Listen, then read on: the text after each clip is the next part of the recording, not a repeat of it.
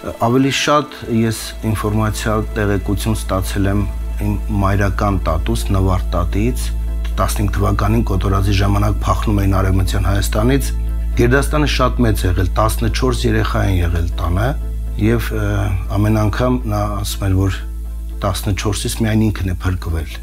ինքը եղել է 6 տարեկան մոր հետ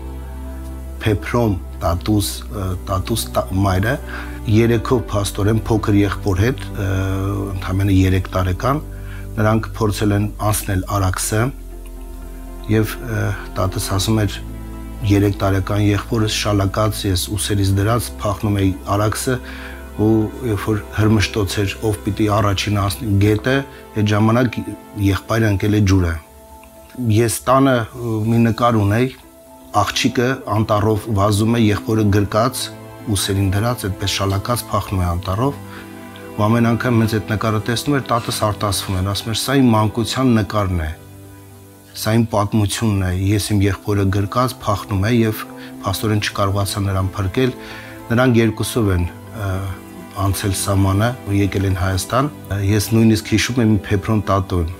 այս փոքրիկների տեսնում էր տատս իմ Նվարդ տատս ասում էր ես իմ 14-13 եղբայրների ու քույրերի կարոտը ձեզանից եմ առնում որտեվ ինքը ընտանիքի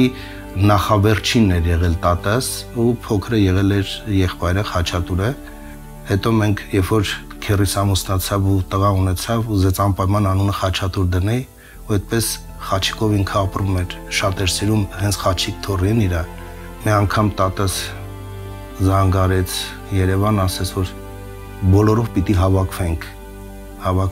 Լեննականում ու այդ հավաքվելու առիթը նրա երևի ցանկությունն էր որ 10 թորները նրա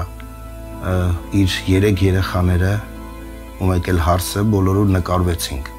ասում էր թող այս նկարը մնա մեր պատմության մեր Գերդաստանի նկար ու ինքը հպարտորեն էր ամեն անգամ այդպես իր հարազատներին շրջապատին ցույց տալիս ասում տեսեք ովքեր են քանի երեխա ունեմ, քանի թոռ ունեմ, ու թոռներով հպարտանում էր։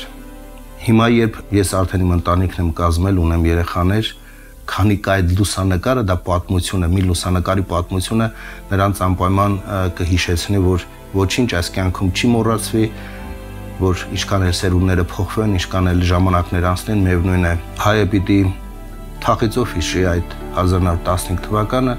եւ միշտ լինի պահանջատեր։